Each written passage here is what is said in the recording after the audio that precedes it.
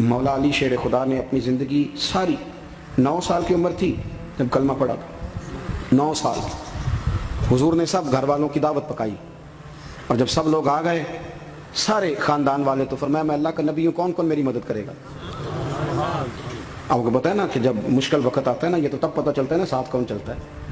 अमीर आदमी हो ना, जिसके पास 10 करोड़ रुपया हो, और वो अपने मकान का तीसरा लेंटर डालने लगे ना, तीसरा, तो सारे बड़े बड़े लोग आके पूछते हैं चौधरी साहब कोई ज़रूरत हुई तो बताना, पैसे पूछे। तो गरीब आदमी की छत गिर जाए तो उसे कोई भी नहीं पूछता, बल्कि जिनसे ताल्लुक़ होता है वो भी मोबाइल बंद कर लेते हैं। वो कहते हैं इसने वापस कैसे करने। हज़रत मौला अली उस ज़माने में जब शाम सूंघ गया सबको, हुजूर ने फरमाया कौन कौन मेरे साथ चलेगा। रोटी भी खा ली, घर भी आ गए, सादक और अमीन भी कह दिया, जब का चलेगा कौन कौन, चुप कर गए। तो हज़रत अली कहते जब मैंने हुजूर के चेहरे पर ज़रा परेशानी देखी ना, ये चलते क्यों नहीं, तो आप फरमाते हैं कि अभी मैं खजूर खा रहा था, कुर्ता लंबा पहना हुआ था, सबसे पीछे बैठा था, और हज़रत अली का कद भी दरमियाना था। आप फरमाते हैं मैं उठा और खजूर अभी मेरे मुंह में थी, झटपट मैंने उसी तरह निकाल कर जेब में डाली, और मैं पंजों के बल खड़ा हो गया, दोनों बाजू खड़े करके कहा हुजूर ये नहीं बोलते तो ना बोले, अना नासिरू का या रसूल अल्लाह, अना हाफिजू का या रसूल अल्लाह। हुजूर आप जहां जहां कहेंगे अली आपका मददगार बनेगा, दीन की मदद करेगा, और अगर आप तक कोई आएगा तो अली आपकी हिफाजत करेगा। 9 साल की उम्र में चले अली दीन की नौकरी के लिए। फिर बदर में भी पहली सफ में, ओहद में भी पहली सफ में, खंदक में भी पहली सफ में। एक जंग में हुजूर ने कहा तू रह जा, इस दफा रह जा, तो अर्ज की रो पड़े। हजरत अली दलेर आदमी थे, रो पड़े, कहने लगे हुजूर आप मुझे बच्चों और औरतों के पास छोड़ के जा रहे हैं, हुजूर मुझे ले चले, मैं मैदान का। जिंदगी सारी गुजार दी, सारी जिंदगी गुजार दी। अपने जमाने में आपस का इख्तलाफ भी देखा, सारी जिंदगी शेर खुदा ने दीन को दे दी।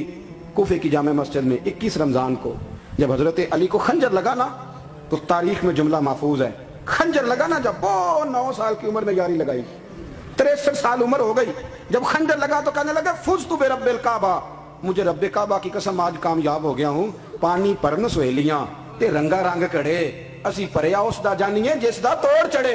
कहा देखो भाई मैं आज कामयाब हो गया, मैं कामयाब हो गया। वो जो मैंने कहा था हुजूर मैं साथ रहूंगा, ते लै सजना सा तोड़ निभाई, जान दिती राह तेरे, दे दिया, हर चीज दीन को दे दी। कौन सी प्रॉपर्टी छोड़ के गए पीछे, कौन सा निजाम बना के गए। इमाम हसन भी शहीद हुए, पता है आपको। इमाम हसन का भी दिन मनाना चाहिए कि नहीं। उनके यौम विसाल पे भी कुछ जलसा कर लिया करो, बड़े हैं इमाम हुसैन से। जिधर सारा जमाना चलता है उधर चल पड़ते हो। हदीस में जहां जहां नाम आया ना, पहला इमाम हसन का है, दूसरा इमाम हुसैन का है, और इमाम हुसैन के अपने जुमले हैं। फरमाते हैं मेरा भाई नहीं, मेरा इमाम भी है, मेरा इमाम भी है। और आप फरमाया करते थे मैंने बड़ी चीजें उस हसन से सीखी हैं। जो उन्होंने सीखा एक बताऊं उसमें से। कुछ लोग थके थके हैं आप में से, हालांकि मैं तो ज्यादा सफर करके आया हूँ। अर्ज करूं जो उन्होंने सीखा है, सुनो। इमाम हुसैन खुद बताते हैं, फरमाते हैं कि अब मेरे भाई ना इमाम हसन अपनी एक बीवी को तलाक देना चाहते थे, इख्तलाफ शदीद हो गया, बात तलाक तक आ गई। मुझे पता चला तो मैं पहुंचा, मैंने कहा भाईजान क्या इख्तलाफ है भाभी से, सुना तलाक देने लगे। फरमाया हाँ तलाक दे दूंगा। चली गई मैं के, फरमाया बताएं गलती क्या, क्यों दे रहे हैं। तो इमाम हसन फरमाने लगे हुसैन आपने कुरान नहीं पढ़ा।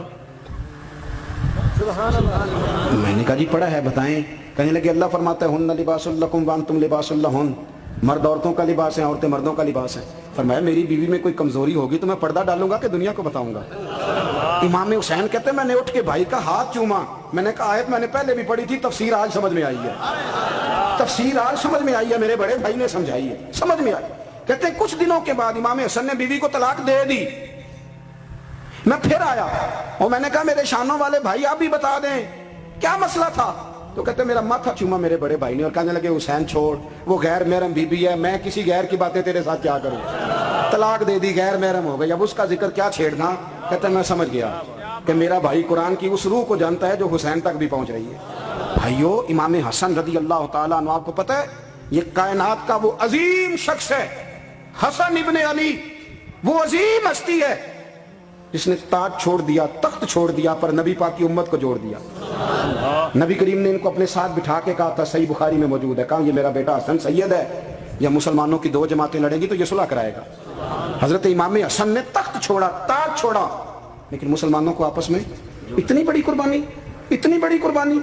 यहाँ तो भाई छोटा सा मसला होता है, मस्जिद में अच्छे भले इमाम साहब नमाज पढ़ा रहे होते हैं, बच्चे पढ़ रहे होते हैं, और मस्जिद में तो तकरीबन 15-20 चौधरी इतवार मस्जिद में होते हैं। थोड़े पिंड तो नहीं है जी, चलो अल्लाह का शुक्र है जी, इतने नहीं थोड़े ने, चलो अल्लाह करे वो भी नाल ही रल जाए, दरवेश ही चंगी चुदरा दा की करना है। تو ویسے میں نے دیکھا ہے تھوڑی سی جو کسی شہر کی بڑی مسجد ہوتی ہے اس میں 15-20 چودھری ہوتے ہیں, اور مولوی صاحب کی مجبوری ہے سب کی مان کے چلنا, دو کی نہ مانے قاری صاحب, دو کی. اب وہ یہ نہیں دیکھیں گے کہ دین کا نقصان ہو رہا ہے, مسجد کا مسئلہ ہے, بچوں کا مسئلہ ہے, ان کو تو ذات کا مسئلہ ہے, میری نہیں مانی لیتا چھٹی. وہ خدا کے بندو, ہم 2 منٹ کے لیے چدراہٹ نہیں چھوڑتے, دین کا نقصان کر دیتے ہیں. امام حسن نے پوری حکومت چھوڑ دی, پوری حکومت. اتنا بڑا سخی کم آپ کو ملے گا جو سخاوت کرے اور نبی کی امت کو بچائے صلی اللہ ہو. یہ بات بیان نہیں ہوتی, اکثر نہیں ہوتی, شاید پورے کربلا میں آپ نے نہ سنی ہو الا ماشاءاللہ. اس کو سمجھے امام حسن. اور پھر مزے کی بات, امام حسن بھی شہید ہوئے, زہر دیا گیا, اور جب وہ شدید بیمار ہو گئے نا, زہر اثر کر گیا, تو امام حسین آئے, بڑے پریشان ہوئے, رو پڑے, کہنے لگے بھائی مجھے بتاؤ کس نے زہر دیا.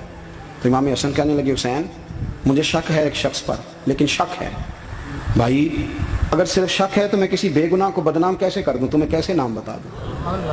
یہ نامعلوم پرچے کراتے نہیں ہم روز ہی نامعلوم پرچے, جس پہ دشمنی ہے اس کا نام لکھا دو, ختم ہو گئی بات. امام حسن کی تربیت دیکھو, فرمانے لگے جس پر مجھے شک ہے اس کا نام بتا دوں, تو اگر وہ نہیں تو بے گناہ کا ذکر کیسے کر دوں.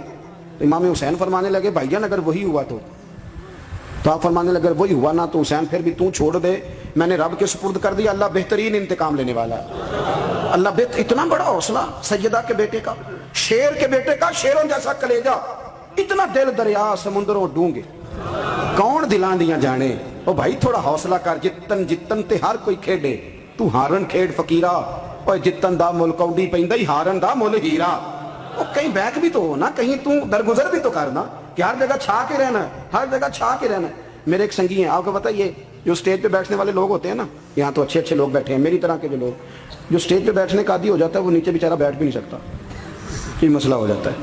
میں اکثر کہتا ہوں کہ کبھی نیچے بیٹھ کے تو دیکھو کیا حرج ہوتا ہے. اگر کسی بندے کی کوئی شان ہے تو وہ جو سب سے پیچھے بیٹھا ہے اس کی شان ویسی کی ویسی ہے, کوئی کمی آ جائے گی, کچھ بھی نہیں. مجھے ذاتی طور پر دیانتداری سے کہتا ہوں, مسجد میں بیٹھا ہوں, جب میرے آنے پہ لوگ نعرے لگاتے ہیں مجھے تکلیف ہوتی ہے. میں کہتا ہوں یار نبی پاک کی نعت چل رہی تھی, اس کا ادب زیادہ ہے, اجمل قادری کا ادب زیادہ ہے. چھوڑیں آپ, جو آیا ہے وہ بیٹھ جائے گا, ختم ہو گئی بات.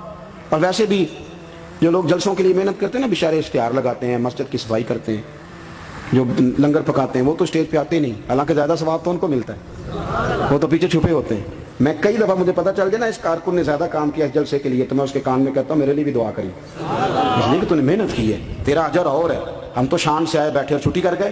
بھائی تھوڑا پیچھے بھی دیکھے, نبی کریم کے پورے خاندان کی قربانیاں, پورے خاندان. دوپہر کو کھانا نہ پکاؤ تو ہمارے بچے موبائل توڑ دیتے ہیں, اور شام کو مرضی کا نہ پکاؤ تو واک آؤٹ کر جاتے ہیں, کہتے ہیں لے آؤ پیسے پھر برگر لے آئیے.